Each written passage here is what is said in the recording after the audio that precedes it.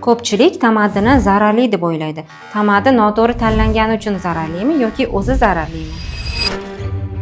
Ba'zan ishda bo'lamiz, ba'zan esa yo'lda, ba'zan esa ovqatlanishga ham vaqt topa olmaymiz.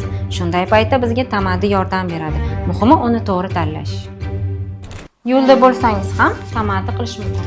Faqat qo'lga tushgan birinchi narsani emas, balki tarkibi tushunarli va qulay bo'lgan variantni tanlash kerak. Masalan, ish paytida tushlikkacha vaqt cho'zilib ketsa, organizmga energiya kerak bo'ladi. Shunda qo'l ostida foydali va yengil bo'lgan tamadi ancha qo'l keladi. Ko'p odamlar kechki ovqat va tushlik oralig'ida och qoladi. Agar shunday payt tamadi qilinmasa, kechqurun ko'p ovqat yeb qo'yish ehtimoli oshadi. Tamadi degani bu duch kelgan narsa bilan ochlikni bosish emas.